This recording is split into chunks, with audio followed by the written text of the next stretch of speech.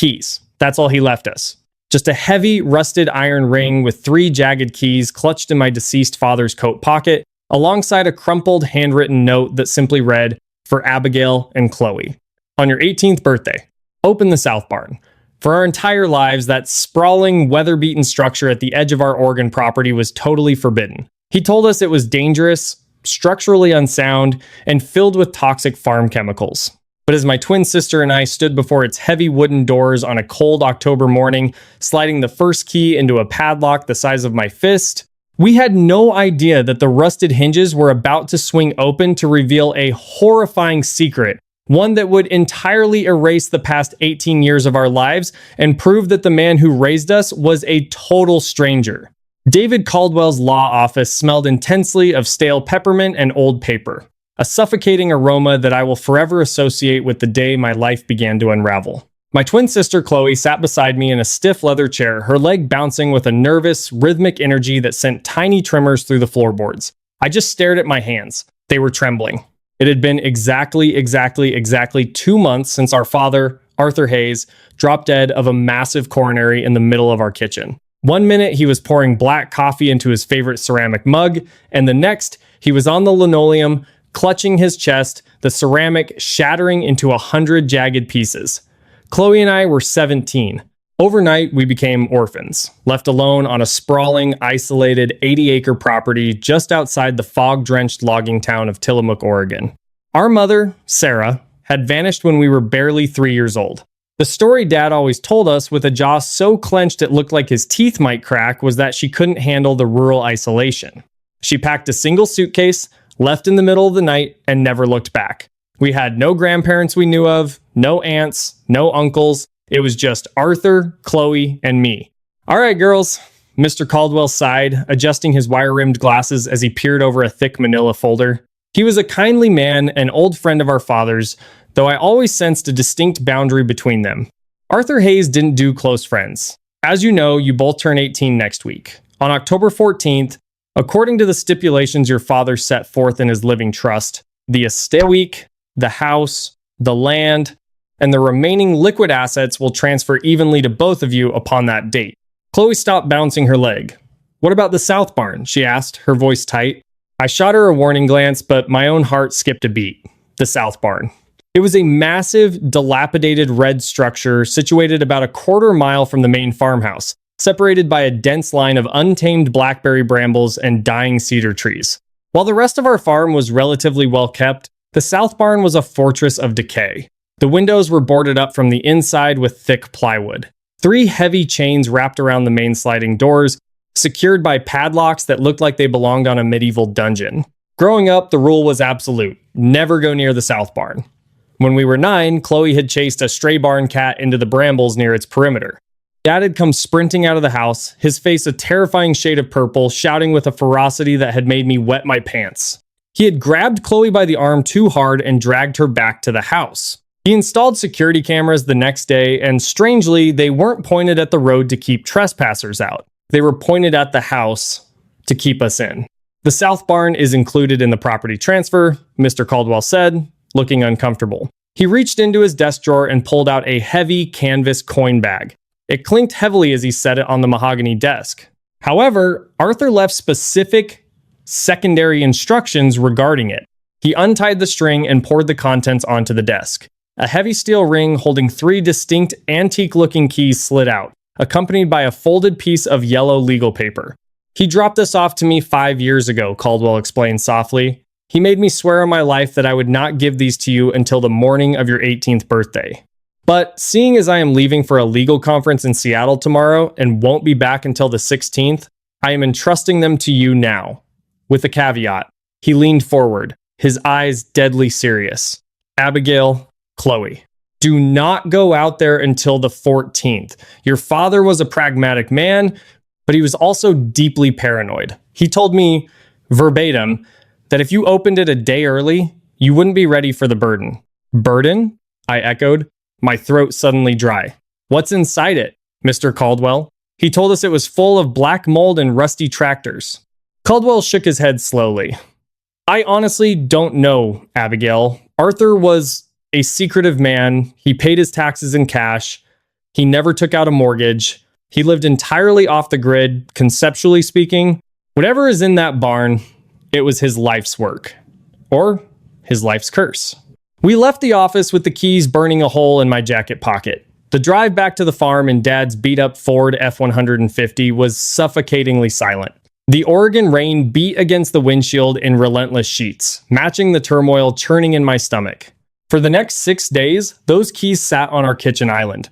They seemed to possess their own gravitational pull. Every time I walked past them to get a glass of water or to feed our golden retriever Buster, I felt an intense, almost physical pull toward the south barn. Chloe was worse. She would sit at the kitchen stool for hours, just staring at the jagged teeth of the iron keys, her mind racing with 1,000 wild theories. Was it stolen money? Was Dad a bank robber? Was it a massive stockpile of weapons? What if he was a spy, Abby? She whispered one night, the glow of the overhead fluorescent light catching the amber in her eyes that matched mine perfectly. What if that's why we were so isolated? Why he never let us have friends over? Why we had to be homeschooled until high school? He was an accountant, Chloe, I reasoned, trying to sound grounded, though I didn't believe my own words. He did remote bookkeeping, that's it. Accountants don't lock barns with military-grade steel chains, she retorted. The night before our birthday, neither of us slept. I lay in my bed listening to the wind howl through the eaves of the old farmhouse, my mind replaying every strange interaction I had ever had with Arthur Hayes. The way he meticulously scrubbed his hands with industrial soap every night, the way he would sometimes stare out the kitchen window at the south barn for hours, completely motionless, a look of profound terror and resignation etched into his deep-set wrinkles. At 6 a.m. on October 14th, my bedroom door creaked open. Chloe stood there, fully dressed in thick jeans, a heavy flannel shirt, and our father's oversized rubber mud boots. She was holding a large metal flashlight in one hand and the ring of keys in the other. "Happy birthday, Abby," she said, her voice shaking with a mixture of dread and electric anticipation. "Let's go meet our father." The air was bitterly cold, carrying the sharp, briny scent of the Pacific Ocean mixed with the smell of rotting pine needles. Frost clung to the overgrown grass as Chloe and I trudged the quarter-mile path toward the south barn. We didn't speak. The silence was heavy, punctuated only by the squelch of our boots in the mud and the rhythmic, metallic clinking of the keys in Chloe's hand. As we pushed through the final barrier of blackberry brambles, the barn loomed before us like a decaying monolith. Up close, it looked even worse than it did from the house. The red paint had entirely peeled away, leaving grayish-black, splintered wood that looked like it was rotting from the inside out. The roof sagged ominously in the center. It genuinely looked like a stiff gust of wind could flatten the entire structure. "It's a miracle this thing is still standing," I whispered, shining my own flashlight over the massive, sliding wooden double doors. "That's the point," Chloe murmured. She stepped up to the doors, brushing away a thick layer of wet cobwebs. "Look closely." I stepped closer, squinting in the dim early morning light. At first glance, the wood looked ancient and brittle. But as I reached out and tapped my knuckles against it, the sound wasn't a hollow, echoing thwack. It was a dull, heavy clink. "It's reinforced," I realized, my breath catching in my throat. I ran my hand along the edge of the peeling wood. Beneath a meticulously applied veneer of rotting timber, there was a solid sheet of dark, cold steel. The entire exterior of the barn was a camouflage shell. Chloe didn't hesitate. She stepped up to the 3 massive iron padlocks securing the thick chains woven through the door handles. She grabbed the largest of the 3 keys on the ring. Her hands were shaking so badly she could barely fit it into the keyhole of the top lock. I reached out, steadying her hands with mine. Together, we pushed the key in. It resisted for a moment, grinding against decades of internal rust, before we both twisted hard. Clack! The heavy lock popped open, falling from the chain and hitting the dirt with a heavy thud. We moved in unison to the second lock, using the middle key. Clack! Then the third, using the smallest key. Clack! Chloe unwound the heavy chain, tossing it to the side. It landed in the wet grass like a dead snake. She looked at me, her eyes wide, entirely dilated despite the rising sun. I nodded. We both grabbed a handle of the heavy sliding doors and pulled. Despite their immense weight, the doors glided open on perfectly greased, silent internal tracks, a stark contrast to the rusty, decaying exterior. We stepped inside, our flashlights piercing the pitch-black interior. I expected the smell of mold, rat droppings, and rotting hay. Instead, a wave of perfectly dry, climate-controlled air washed over us. It smelled faintly of ozone, warm copper, and something sharp, like photographic development chemicals. We weren't standing in a barn. We were standing in a vestibule. Before us was a solid concrete wall. Embedded in the center of the concrete was a heavy, industrial steel door, the kind you might see on a bank vault or a nuclear fallout shelter. To the right of the door was an electronic keypad, its LED screen glowing a faint, eerie green. Beneath the keypad was a physical keyhole. "This is insane," Chloe breathed, taking a step back. "Abby, this is a bunker. Dad built a literal bunker." "But why?" I asked, shining my light up to the ceiling. The original vaulted wooden beams of the barn were visible high above, but a completely separate, flat concrete roof had been constructed about 15 feet off the ground, essentially building a sealed box inside the barn. What was he hiding from? Chloe walked up to the keypad. "There's no code in the will, just the keys." I looked at the rusted ring we had left in the exterior lock. Wait, he gave us 3 keys, but there were 3 padlocks outside. The rusted ring? Chloe frowned, running back to the exterior doors. She scooped up the 3 padlocks from the dirt. "Look at the shackles. They aren't locked with keys. They're push to lock." She held up the ring. The middle key didn't open the second lock. The first key opened all 3. I stared at the remaining 2 keys on the ring. One was medium-sized, the other incredibly small, like a diary key.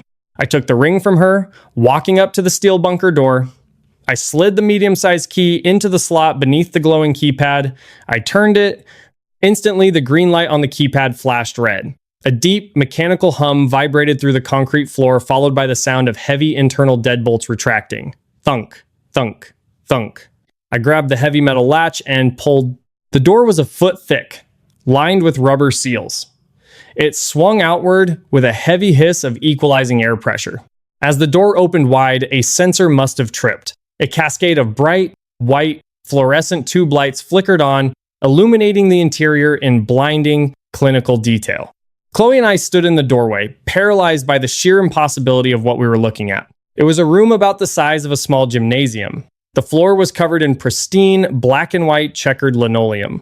Against the far wall sat a massive bank of vintage computer servers and ham radio equipment, their indicator lights blinking silently in the cold air. To our left were 3 rows of tall, heavy-duty metal shelving units. But it wasn't survival food or weapons stacked on them. It was boxes. Hundreds and hundreds of identical, archival-quality white cardboard boxes, each meticulously labeled with dates and locations written in our father's precise, angular handwriting. To our right was a sprawling command desk. Above it, pinned to a massive corkboard spanning 20 feet of wall space, was a map of the United States. It was entirely covered in red strings, color-coded pushpins, and hundreds of Polaroid photographs. "He wasn't an accountant," Chloe whispered, her voice cracking. I stepped into the room, feeling like an intruder in a museum of a madman. I walked slowly toward the corkboard, my eyes trying to make sense of the chaotic web of string. As I got closer, the details of the Polaroids came into focus. They were surveillance photos, photos of houses, parks, elementary schools, and grocery stores. But it wasn't the places that made my blood run cold. It was the subjects. Every single photograph featured a family. Mothers pushing strollers, fathers tossing baseballs to little boys, little girls playing on swing sets. Most of them had red Sharpie circles drawn around the children. "Abby," Chloe called out from the rows of shelving. Her voice sounded thin, hollowed out by fear. "Abby, you need to come over here." I tore my eyes away from the terrifying corkboard and hurried over to where Chloe was standing in the aisle between 2 rows of metal shelving. She had pulled down one of the white archival boxes from a shelf dated 1994. The lid was off, resting on the floor. Chloe's hands were trembling so violently she dropped the thick manila envelope she had pulled from the box. It hit the linoleum, spilling its contents. I knelt down to help her gather the papers. As my fingers brushed against a laminated card, I stopped. It was an Oregon driver's license. The photo showed a woman with dark hair and striking green eyes. The name read Mariah Jenkins. I picked up another card, a passport belonging to a man named Thomas Jenkins. I looked at the rest of the spilled documents: birth certificates, social security cards, marriage licenses, bank statements. It was the complete, documented existence of an entire family. "Why does he have these?" I asked, looking up at Chloe. She just pointed a shaking finger at the bottom of the box. Still inside was a folded newspaper clipping. I reached in and pulled it out. The paper was yellowed and brittle. It was from a local paper in Spokane, Washington, dated the 12th of November, 1994. The headline was massive, printed in bold, black ink. Local family of 3 perishes in tragic house fire. Cause under investigation. Below the headline was a photograph of the very same people whose IDs I was holding, Mariah and Thomas Jenkins, smiling happily, holding a baby boy. They died, I whispered, feeling a wave of nausea crash over me. He kept souvenirs? Look at the other boxes, Chloe said, spinning around in a frantic circle. 1,995. 1,996. 1,997. There are hundreds of them, Abby. Did Dad kill these people? No, I said, though I had absolutely no basis for the denial. He was a quiet man. He wasn't a serial killer. There has to be another explanation. I stood up, my mind racing, trying to find logic in a room built on madness. I walked past Chloe, moving deeper into the aisles. I began reading the labels on the boxes. They weren't just dates. They had names underneath. 1,999. The Peterson family. 2001. The Gallagher estate. 2004. The Winston twins. My eyes snagged on that last one. The Winston twins, I pulled the box down. Inside were the same types of documents. Passports, birth certificates, dental records, and another newspaper clipping. This one was from Portland, Oregon. Twin boys abducted from mall parking lot. Suspect still at large. He wasn't a killer. I breathed, the horrific realization settling heavily into my bones. He was a broker. A what? Chloe asked, walking over to me. A broker, I repeated, holding up the missing persons flyer for the Winston boys alongside a blank forged birth certificate found in the same box. He fabricated identities. He found people who died entire families, erased by fires or accidents, and he harvested their clean identities. Then, he sold them. Sold them to who? To whoever needed to disappear, I said, gesturing to the missing kids. Or to people who wanted children and didn't care how they got them. He was laundering human lives, Chloe. He was a black market ghost maker. The room suddenly felt 50 degrees colder. The sterile white lights buzzed angrily overhead. The man who had made us do our homework, who had taught us how to change a tire, who had awkwardly braided our hair when we were little, was a monster who trafficked in stolen identities and abducted children. If that's true, Chloe whispered, her face completely drained of color. She slowly turned to look at me. If he forged identities for kidnapped kids, then who the hell are we? The question hung in the air, heavy and suffocating. Without a word, I turned on my heel and sprinted toward the back corner of the room. Against the far wall, isolated from the rest of the shelving units, was a heavy, slate gray, fireproof filing cabinet. It was locked with a small, delicate keyhole. I reached into my pocket and pulled out the ring of keys. I grabbed the third, smallest key. My hands were shaking so badly, I scratched the metal plate 3 times before the key finally slid in. I turned it, a sharp click echoed in the silent room. I pulled the heavy drawer open. It rolled forward smoothly on ball bearings. Inside was a single, thick, hanging file. The plastic tab on the top was labeled with a label maker. It didn't have a date. It just said Abigail and CHLOE. Chloe stood right behind me, her breathing ragged and shallow over my shoulder. Open it, she commanded. I lifted the file out. It was heavy. I set it on top of the cabinet and flipped the cover open. The very first thing sitting on top was a photograph. It wasn't a Polaroid. It was a professional studio portrait of a young, exhausted-looking woman sitting in a hospital bed. She had dark circles under her eyes, but she was smiling a radiant, beautiful smile. In her arms, she held 2 tiny, swaddled infants. It was a mother and her newborn twins. But the woman in the photo wasn't Sarah Hayes, the woman in the few blurry photos Dad had kept on the mantle. I had never seen this woman before in my life. My hands shaking, I moved the photo aside. Beneath it were 2 birth certificates, issued by the state of California, Santa Clara County. Name, Mia Elizabeth Vance. Name, Harper Rose Vance. Date of birth, the 14th of October, 2008. Mia and Harper, Chloe whispered, reading the names aloud. That's our birthday. I dug deeper into the file. Beneath the birth certificates was an old, faded printout from an FBI database. It was a missing persons alert. Kidnapping. Amber Alert. expired. Victims, Mia and Harper Vance, 6 months old. Last seen, San Jose, California. Details. Infants were abducted from their cribs during a violent home invasion. The mother, Eleanor Vance, was found on the premises, suffering from a severe blunt force trauma to the head. The father, Richard Vance, was discovered deceased in the living room, victim of a single gunshot wound. I stared at the words until the letters blurred and swam before my eyes. Mother severely injured. Father deceased. "He didn't just buy us," Chloe sobbed, her knees buckling slightly as she grabbed the edge of the filing cabinet to steady herself. "He didn't just forge our paperwork, Abby." I reached to the very bottom of the file. There was one last item resting against the cardboard. It was a small, plastic evidence bag. Inside it was a silver men's wedding band, deeply scratched on one side.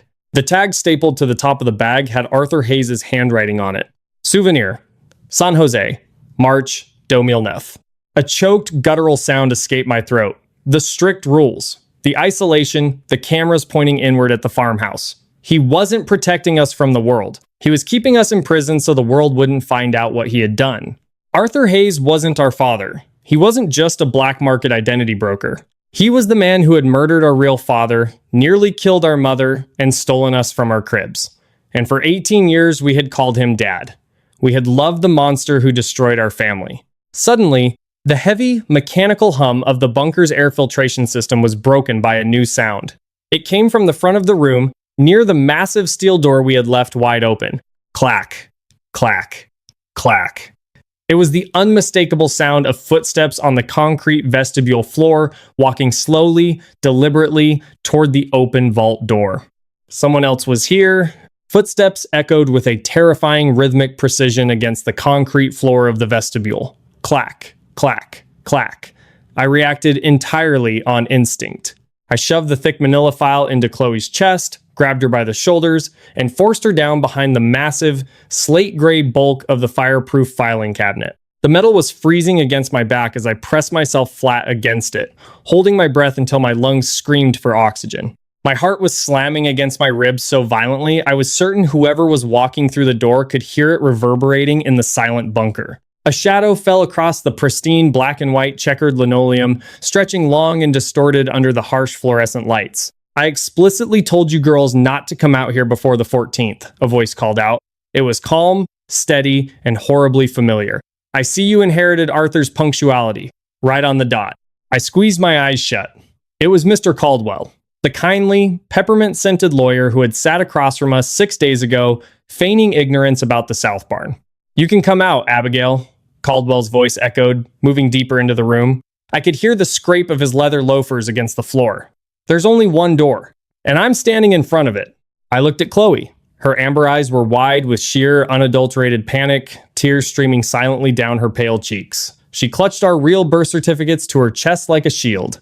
I gave her a microscopic shake of my head stay put and slowly pushed myself up from behind the cabinet. Caldwell was standing near the central command desk, examining the horrific corkboard of stolen lives with a look of mild distaste. He wasn't wearing his usual tweed suit. He wore a dark utilitarian raincoat, and in his right hand, hanging casually by his side, was a suppressed, matte black handgun. "Mr. Caldwell," I managed to say, my voice trembling despite my desperate attempt to sound brave, You knew. You knew what Dad was doing." Caldwell chuckled, a dry, humorless sound that sent a chill straight down my spine. "Arthur wasn't your dad, sweetheart, and yes, of course I knew. Who do you think processed the airtight adoptions? Who do you think bribed the county clerks in 3 different states to ensure the forged birth certificates held up to federal scrutiny? You can't run a black market ghosting operation without a very good, very discreet attorney." "You're a monster!" I spat, stepping entirely out from behind the cabinet to draw his attention away from where Chloe was hiding. "I am a pragmatist," Caldwell corrected, turning away from the corkboard to face me. The grandfatherly warmth in his eyes was entirely gone, replaced by the dead, calculating stare of a predator. Arthur was the monster. A brilliant, meticulous one, but a monster nonetheless. He orchestrated the extractions. I merely handled the paperwork. It was an incredibly lucrative partnership for 15 years. "If you were partners, why did he hide this place from you?" I asked, my eyes darting toward the heavy steel vault door he had left standing open. If I could just get past him. He didn't hide it from me. I helped him build it, Caldwell sighed, walking slowly down the center aisle, closing the distance between us. But Arthur grew increasingly paranoid in his old age, especially after the incident in San Jose. He pointed the barrel of the gun vaguely in my direction. Your extraction was sloppy. He broke protocol, he made it personal, and after that, he locked me out. He installed a dead man switch on this vault tied directly to the estate trust. If anyone tried to breach that door before your 18th birthday, before the legal transfer of his assets cleared, the final federal escrow incendiary charges wired into the ventilation system would have incinerated everything. In this room, a wave of nausea washed over me. Incendiary charges. That's why you gave us the keys, I realized aloud, the horrifying puzzle clicking into place. You didn't have a conference in Seattle. You were waiting for the timer to expire. You used us as canaries in the coal mine. Exactly, Caldwell smiled thinly. If Arthur had set a secondary trap, I preferred you two took the blast. But thankfully, he was a man of his word. Now, Abigail, be a good girl and step aside. There is a ledger in that desk containing access codes to offshore accounts holding roughly $12 million. I'm taking my severance package, and then I am going to properly dispose of Arthur's remaining loose ends. He raised the gun, pointing it directly at my chest. Loose ends, I whispered. You and your sister, he said coldly. Arthur was a sentimental fool to keep you alive. I don't share his weakness. Time seemed to fracture, slowing down to a crawling, agonizing crawl. I looked at the suppressed barrel of the gun, then up at Caldwell's dead eyes. He was going to kill us right here, surrounded by the stolen identities of hundreds of victims, burying the truth of our existence in this concrete tomb forever. Clatter. A sharp, metallic noise echoed from the back of the room. Caldwell's head snapped toward the sound. Chloe had intentionally knocked one of the heavy, empty archival boxes off the shelf behind the filing cabinet. It wasn't a brilliant distraction, but in the echoing silence of the bunker, it sounded like a gunshot. It gave me exactly 1 second. I didn't run away from him, I lunged directly at him. I grabbed a heavy metal tape dispenser from the edge of the command desk and hurled it at his face with everything I had. Caldwell ducked instinctively, raising his left arm to shield his face. The heavy metal clipped his shoulder, throwing his balance off just as I slammed into him. The gun went off. Pfft, twack. A bullet shattered the fluorescent light tube directly above us, showering us in sparks and a rain of razor-sharp glass. The bunker plunged into half darkness, illuminated only by the secondary emergency lights and the blinking servers. Caldwell cursed, shoving me hard in the chest. I hit the linoleum hard, the breath exploding from my lungs. He raised the gun again, aiming down at my face. Before he could pull the trigger, a blur of motion erupted from the shadows. Chloe leaped onto Caldwell's back like a wildcat, wrapping her arms around his neck and driving her knee into the small of his back. He roared in anger, stumbling forward. "Run, Abby!" Chloe screamed, grappling desperately with his gun hand. I scrambled to my feet, but I wasn't going to leave her.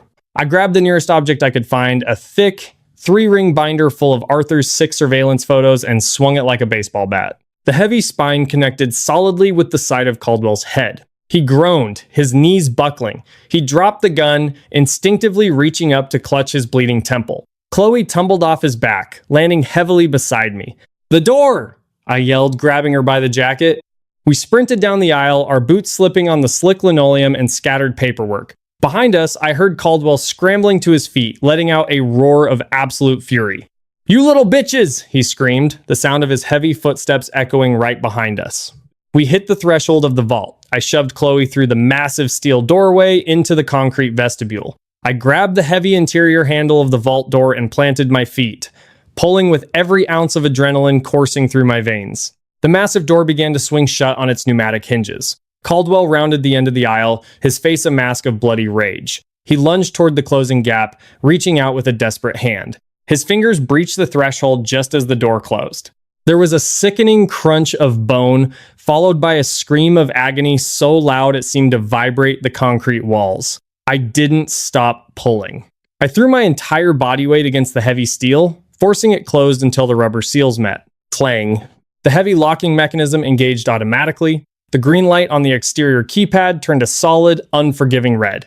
Chloe and I collapsed onto the cold concrete floor of the vestibule, gasping for air, our bodies shaking uncontrollably. Through the foot-thick steel door, Caldwell's screams were reduced to muffled, pathetic thumps. He was trapped in the very tomb he had helped build. For a long time, the only sound was our ragged breathing. "We did it," Chloe whispered, pulling her knees to her chest. She looked down. In her left hand, crumpled but intact, was the manila file containing our real birth certificates. I pushed myself up onto my knees, my mind racing. Surviving the immediate threat was one thing. Surviving what came next was another entirely. Caldwell had told us there was $12 million in offshore accounts. That meant there was a massive, highly organized criminal network that relied on Arthur Hayes. And when Caldwell didn't report back, they would come looking. "We can't call the police," I said, the realization settling like a stone in my stomach. "Not yet." "What? Why?" Chloe demanded, looking at me like I had lost my mind. "Abby, he tried to kill us. Dad kidnapped us." "Think about it, Chloe," I pleaded, grabbing her hands. "Caldwell said he handled the legal work. He bribed county clerks. He forged federal documents. We have no idea how deep his connections go. If we call the local police in Tillamook, what are the odds they're on Caldwell's payroll? We walk into a precinct with a file proving the town's most respected lawyer is a black market broker. We might never walk out." Chloe stared at the steel door, a profound look of betrayal and exhaustion washing over her. "Then, what do? We run," I said firmly, standing up and pulling her to her feet. Dad Arthur kept us off the grid. No social media, no cell phones, cash only. For once, his paranoia is going to save us. No one knows we're alive except the man locked in that vault. I walked over to the exterior keypad. I took the ring of keys from my pocket and slid the smallest key into the slot, turning it sharply to the left. The keypad went entirely dark. I snapped the key off in the lock. "He's not getting out of there anytime soon," I muttered. We left the barn, stepping back out into the freezing Oregon morning. The sun had fully risen, casting a pale golden light over the dying cedar trees and the dilapidated farmhouse we had called home for 18 years. It looked entirely different now. It wasn't a home, it was a crime scene. We ran back to the house and packed exactly 2 duffel bags. We took only the absolute essentials: warm clothes, the cash Arthur kept hidden under the floorboards in the kitchen, nearly $30,000 in banded hundreds, and the manila file. We left behind our birth certificates, our school records, everything that said we were Abigail and Chloe Hayes. Those girls had died in the vault. As we threw our bags into the back of Arthur's beat-up Ford F-150, Chloe stopped and looked at me across the bed of the truck. "Where are we going?" she asked, her voice tight with fear. I pulled the missing persons report from my pocket. I looked at the grainy, black and white photo of the exhausted woman in the hospital bed, holding us in her arms. "San Jose," I said, my voice hardening with newfound resolve. "We're going to find our mother, and then we're going to burn Arthur Hayes' entire empire to the ground." I jammed the keys into the ignition, the engine roaring to life, and we drove away from the only life we had ever known, leaving the monsters locked in the dark. Rain lashed against the cracked windshield of the F-150 as we crossed the California state line, the rhythm of the wipers, a frantic heartbeat in the dead of night. For 2 days, we drove relentlessly down Interstate 5, fueled entirely by stale gas station coffee, sheer adrenaline, and the terrifying knowledge that we were being hunted. We paid for everything in Arthur's crisp, stolen $100 bills.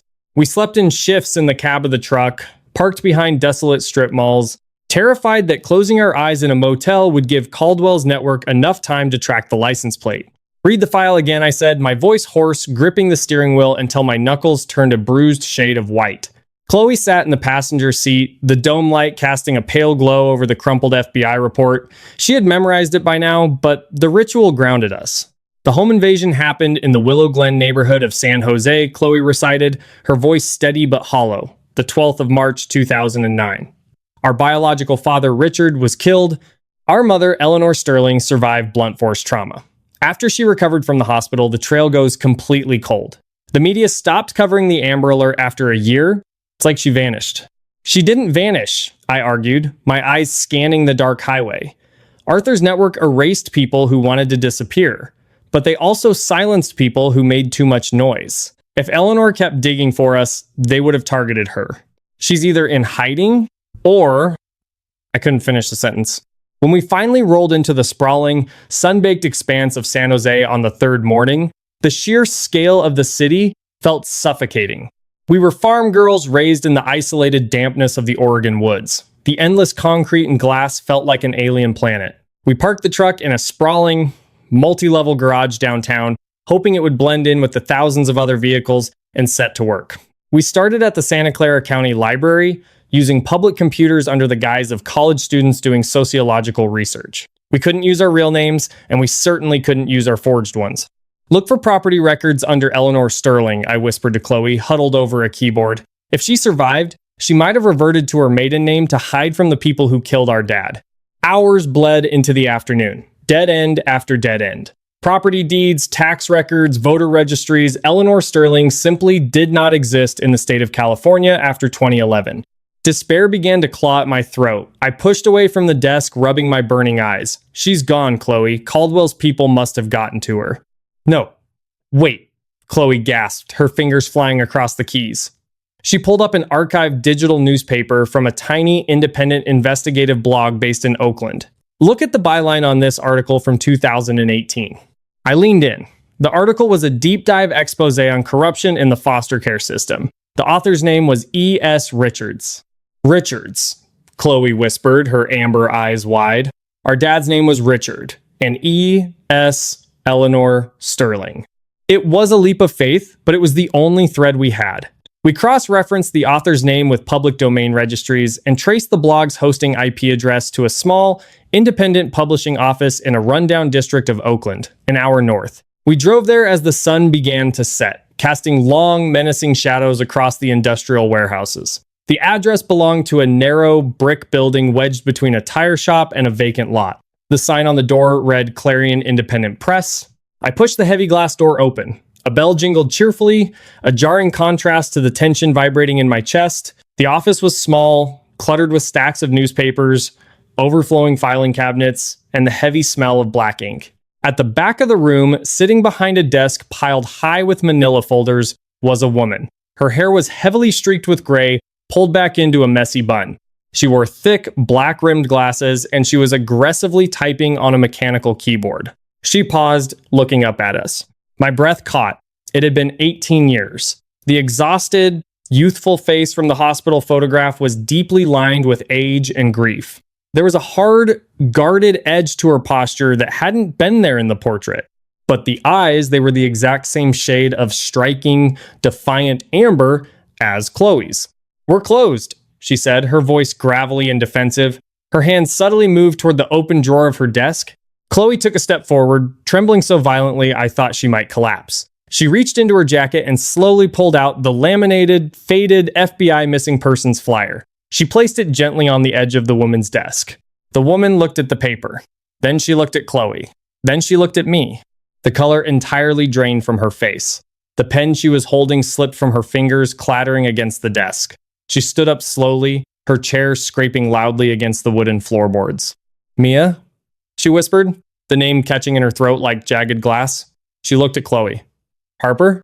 We thought our names were Abigail and Chloe, I said, tears finally breaking free, streaming hot and fast down my face. But yes, we came home. Eleanor didn't speak. She let out a sound, a primal, shattered sob that held 18 years of unimaginable agony and lunged around the desk. She pulled us both into a desperate, crushing embrace, collapsing to her knees and dragging us down to the floor with her. We clung to each other in the dusty office, surrounded by the smell of cheap ink, crying until we couldn't breathe. The reunion was beautiful, but the terror was far from over. That night, locked inside Eleanor's heavily fortified apartment, the pieces of the puzzle finally snapped together in horrifying clarity. Eleanor explained that after Richard's murder, the police had written it off as a botched robbery. But she knew the truth. She remembered the cold, calculating eyes of the man who took us, Arthur Hayes. I spent a decade hunting him, Eleanor said, pacing the living room floor, a cup of untouched tea in her trembling hands. I changed my name, went underground, and became an investigative journalist to access restricted databases. I knew he was running a massive trafficking and identity laundering syndicate. But he was a ghost. He had protection at the highest levels of local law enforcement across the West Coast. That's why Caldwell laughed at us, Chloe realized, sitting beside me on the worn velvet sofa. He knew local cops wouldn't touch them. Exactly, Eleanor said, stopping to look at us. Did you find anything else in that bunker? A ledger? A hard drive? Anything that proves the network? I froze. My mind flashed back to the moment in the vault. Caldwell had been standing near the central command desk, There is a ledger in that desk containing access codes to offshore accounts. I didn't grab the ledger, I admitted, a sickening feeling washing over me. I was too busy trying not to get shot. Eleanor's face fell, but before she could speak, a heavy, metallic crash echoed from the alleyway outside her apartment window. We all jumped. Eleanor immediately turned off the living room lamp, plunging us into darkness. She moved to the window, peering through the blinds. "They found us," she hissed, backing away from the glass. She hurried to a bookshelf, pulling out a heavy, locked steel lockbox. "Your truck. It must have had a hidden GPS tracker in the chassis." Arthur was paranoid. He wouldn't let a vehicle leave the property untracked. "What do we do?" Chloe panicked, backing toward the hallway. "We fight back," Eleanor said grimly, unlocking the box and pulling out a 9mm pistol. "But we need federal help, not local cops." "The FBI." "We don't have the proof," I yelled over the sudden, violent sound of the apartment's front door being kicked.